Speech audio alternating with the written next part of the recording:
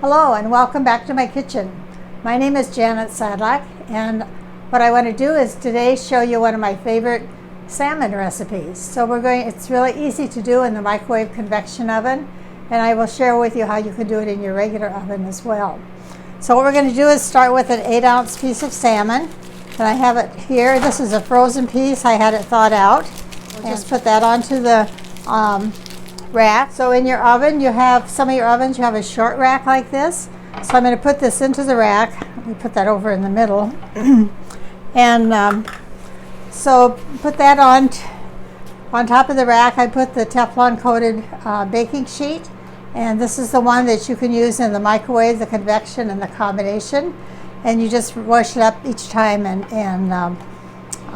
reuse it over and over. So we're going to start with 2 tablespoons of mayonnaise, and 1/4 of a cup is 4 tablespoons, so I just filled it about half full, and so I'll just take that out and put it into my mixing dish. And then to that I'm going to add 1/4 of a teaspoon of garlic salt and a little bit of lime peel. And a way that you can use this grater here is to just turn it upside down, and then you can grate on it. You want just the green part, and it'll just stay on the back side. And so then I'll just put this in. I just need about 1/4 of a teaspoon, so just a little bit of it. And then I need 1 teaspoon of lime juice. What I like to do is when I have extra limes, I just grate them, and then I freeze the grated lime peel, and I also freeze the lime juice separately, and then I can just take it out of the freezer and take out what I want. So just mix these together. And usually when I make this, I don't use I just mix things in a bowl, and often I don't use the measuring spoons. And you can vary the seasonings in here, but this is kind of a basic recipe. Sometimes I use lemon. That's really good with your fish. So just mix that up, and then we'll spread it on the fish. A lot of times if I don't have lime on hand, or I don't have lemon, I'll just take the mayonnaise with a little bit of garlic salt and spread that on the fish, and then I can put crumbs or another type of topping with it. So today what I'm going to do is I'm going to top this with breadcrumbs, and I'm going to use some panko crumbs. So I have those here. Those are a little coarser than regular breadcrumbs, so they make a little prettier end appearance. So we'll just sprinkle those on. And I measured out 1 tablespoon. But like I said, when I don't have the camera watching me, I do a lot of this because I just know about how much it takes.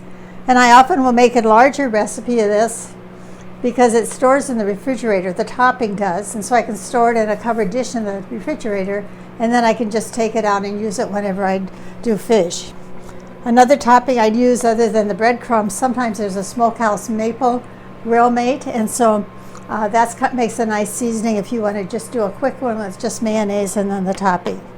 So I'm going to put just a little bit of cilantro on here, and let me just grab my scissors here. We'll just put a little bit of this on the top. And then this is a pretty flat piece of salmon, and so it's not going to take very long to bake, and so the crumbs aren't going to get too brown, so I'm going to just enhance the crumbs a little bit with a little bit of paprika. Today I'm using smoked paprika, and I don't have that in a jar that has holes in it, so I'll just use my fingers here to sprinkle that on. So this is all ready to go into the oven, and so here's what it looks like when it's ready to go. So the oven has been preheated to 375, so I'm going to just take it and when you take it, take a hold of the pan and the tray so that this doesn't slide off, especially when if your oven is up above and you have to lift it up over your head. So I'll just open the oven door, place this in, and then on this oven I'm going to push the combination setting, and I need to change the temperature to 375 and then put in 11 minutes. So in this oven, what's happening here is that with the combination, I have a temperature, and then I have a microwave setting. So this particular oven, you have 2 microwave settings with it. You have 10% and then you have 30%. The 10% is really nice for something like this fish because I don't want much microwave. I want it mainly to be convection cooked. And so with the 10%, then I can just very gently cook the interior with the microwaves while the convection heat is doing the outside. Some of your ovens don't have this option with the 10%. So if you just have a 30% combination setting, what I would do is instead of doing it 11 minutes, I would do it about 4 minutes and then just finish it on straight convection. You don't want too much microwave with it, or otherwise it's going to taste like it's microwave. That's also one of the things that happens when it gets overcooked, if it gets too much microwave energy with it. If you're going to do this in your regular oven, I would put it in at just straight convection for about 12 minutes and then check the doneness. If it isn't quite done, then I would just use 30 to 60 seconds of straight microwave with it, and that would just finish cooking the interior. Sometimes this is a nice flat salmon fillet, and so sometimes your salmon fillets will be thicker, and so with the thicker ones, or if the center is maybe still a tiny bit frozen, what I end up doing is that I'll cook at the time, and then I just take a fork and kind of break it apart in the center and see if it's flaky in the center. And when it's not done, it's going to have a more pinkish center and it's not going to flake easily. And so then if it isn't quite done, again, I'll give it 30 to 60, sometimes 90 seconds of microwave time to just finish it up. So we'll let the salmon cook there. And while that's cooking, I want to just show you a couple other things that we'll serve with the salmon. So I have some cooked short grain brown rice that I had in the freezer, so I'm going to microwave this in a little bit to just warm it up. We'll serve that with it. So what I like to do with some of the grains and pasta, the grain type of products, is to just cook extra, and then I can store them in the refrigerator for up to 5 days, or then I can freeze them for longer storage. And then I'm also going to cook some asparagus with this. And so I have asparagus here. I've broken the ends off of these and washed it. And with asparagus, you can, if the pieces are short, you can put them in something like this measuring cup. Here they're a tiny bit too tall. If I put them in something like this, then I would put something like this over the top to just cover them, because I'm going to microwave them. Here I'll put them into a loaf pan, because then I can get them totally into the pan. And when you prepare your asparagus, you want to break off, there's kind of a tough end down here. And if you take a knife, you can't tell where that is, but if you just take your hands, you can tell by where it's going to break easily. That's just break it, and then this will be the tough part that you discard, and that'll be the good part that you put into your pan. So to cover this pan, these baking sheets like I'm using here, they work really well as cover, so I'll just put this over the top, and then I'm going to microwave this a little bit, and then we'll have it ready to serve with the salmon. So if I cook the salmon, then what I can do is when it comes out, I can just put this in. This is silicone, so it'll withstand the heat that's in the oven, so I don't have to be concerned.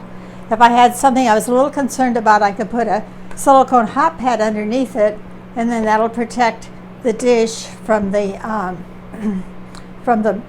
tray in the oven, because the tray gets very hot. You would never want to use plastic, because of course plastic would melt from the heat. Salmon is just about finished here, so the timer will be ringing shortly, and then we will take it out of the oven. I checked it a little while ago and it's cooking well. And so what I'm going to do is take it out, and then I'm going to put the asparagus that we fixed earlier in to just cook.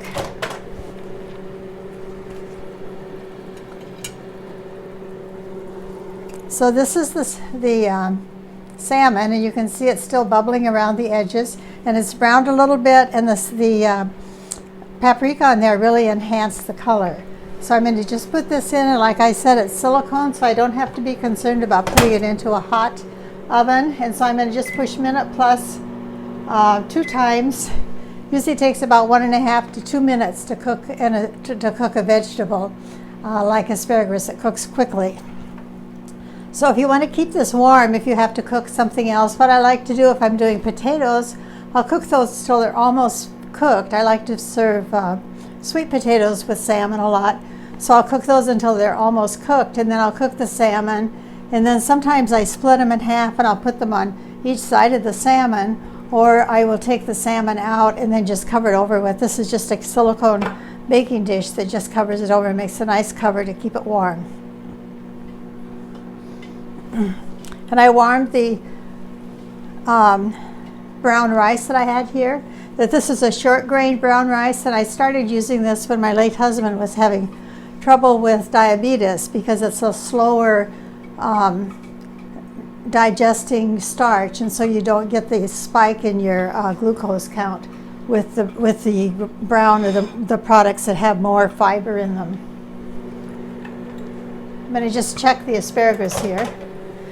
When you put dishes that wouldn't normally get hot into a hot oven, they get hot quickly, and so also the asparagus cooks more quickly. So this is just a little over a minute, so you can see it's steaming hot, and so I'm going to just turn the oven off because I'm all through with that. And I want to just show you, this is my cookbook on microwave convection cooking. If you're looking for more recipes to use your microwave convection oven, that is a good resource. So I'm going to just uncover the salmon, and if I wanted to check for doneness, I just go down in here and just kind of separate it a little bit. Usually I use a knife and a fork, and you can just see this is cooked perfectly. So I'm going to just slide it off onto the plate here. And things do just slide right off with these baking sheets, so it makes it kind of nice. Of course, I didn't slide it where I wanted it to, so we'll move it around here. And then these just get washed up. And I'll move this off, except it's a little hot. So we'll use a hot pad. And then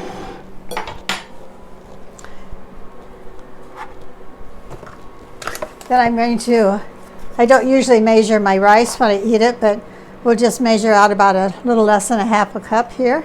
And like I said, this was cooked and left over from an earlier meal, and so I just froze it.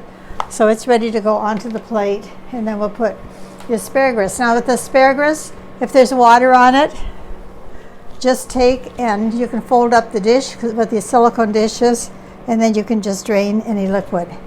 I didn't add any liquid to this. There was a little bit on there from when I cleaned it off. So let's just keep moving this around, and we'll put the asparagus over here to the side. So if you had extra of the sauce, if you made extra, you could put a little more sauce on the asparagus, but it isn't necessary. So here's our nice salmon recipe, all ready to eat along with the brown rice and the asparagus. Very nutritious, healthy meal that it's just delicious, and I think you'll really like it. Enjoy.